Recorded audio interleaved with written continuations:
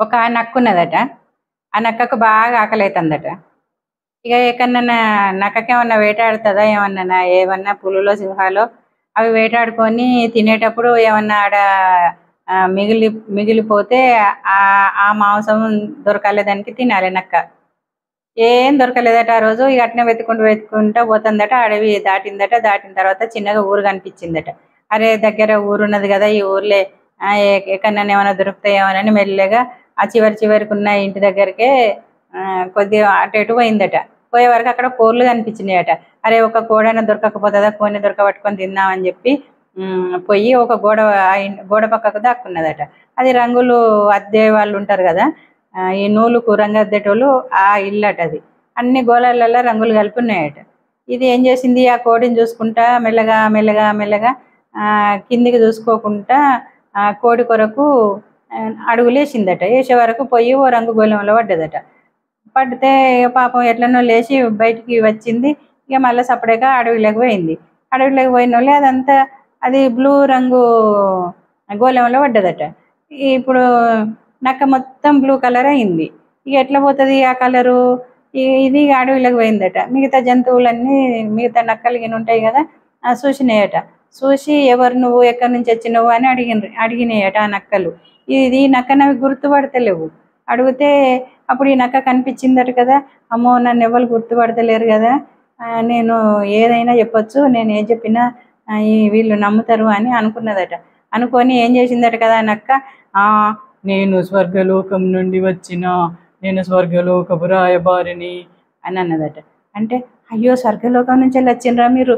అయ్యో నాకు స్వామి, మీరు మరి మా వాళ్ళ పెద్దవాళ్ళు చనిపోయిన వాళ్ళు ఉంటారు కదా, నువ్వు మా అమ్మ కనిపించిందా, మా నాయన కనిపించిందా, మా తాత కనిపించిందా, మా అమ్మమ్మ కనిపించిందా, అన్నీ ఇట్లా అందరూ వాళ్ళు ఎవరైతే వాళ్ళు చనిపోయినరో వాళ్ళ గురించి అడుగుతున్నారట.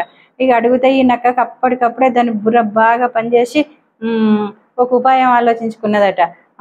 నాకు మీ నాయనమ్మ కనిపించింది, మీ నాయనమ్మ కట ఇప్పుడు ఈరోజు ఒక మంచి కుందేళ్ళు తినబుద్ధి అవుతుందట చెప్పింది అని అన్నదట. అంటే పాపం ఆ నక్క పోయి ఎక్కడనో వెతికి ఒక కుందేళ్ళను పట్టుకొచ్చి ఇచ్చిందట. ఇస్తే ఈ నక్క తినేసిందట. ఇక ఈ రకంగా మళ్ళీ ఇంకోళ్ళకు, ఇగో మీ నాన్న కనిపించిండు, మీ నాన్నకట ఈరోజు ఇట్లా జింక మాంసం తినబుద్ధి అవుతుందట అని అన్నదట. అంటే పాపం ఆ నక్క పోయి ఎక్కడనో ఒక జింకను పట్టుకొచ్చి ఇచ్చిందట. ఇట్లా దీనికి ఏ తినబుద్ధి అయితే అది ఆ మిగతా నక్కలకు చెప్తుందట.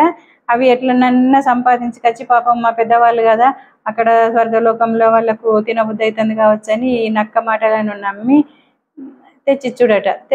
తెచ్చిస్తే ఇది మంచిగా తినుకుంటా ఇక ఉంటుందట. ఇంతలోకి వర్షాకాలం వచ్చిందట. ఇక వర్షాలు పడుతున్నాయట.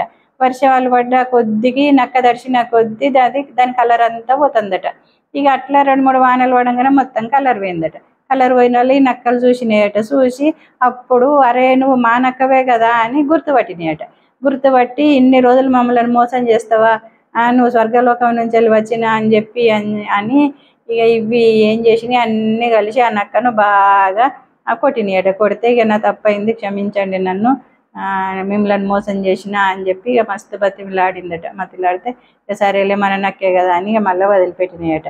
ఈ రోజులల్లా ఎట్లా తయారైనరంటే స్వామీజీలు అని చెప్పి, ఇక స్వామీజీలు అని ఆనంగానే పాపం ఈ అమాయక ప్రజలు నమ్ముతారని చెప్పి వాళ్ళు మీకు ఈ దోషం ఉన్నది, ఆ గ్రహ దోషం ఉన్నది, ఈ గ్రహ దోషం ఉన్నది, ఈ శాంతి పూజ చేయాలి, ఆ పూజ చేయాలి, ఈ పూజ చేయాలని చెప్పి పాపం ఈ ఏదో బాధలలో ఇబ్బందులలో ఉన్నోళ్ళు వాళ్ళకి ఏందనంటే ఒక ఊరట దొరుకుతుందని చెప్పి ఈ జ్యోతిష్యం అని అది ఇదని అన్నిటివాళ్ళ మాటలు నమ్మి వాళ్ళు చెప్పినట్టు చేస్తాండ్రు.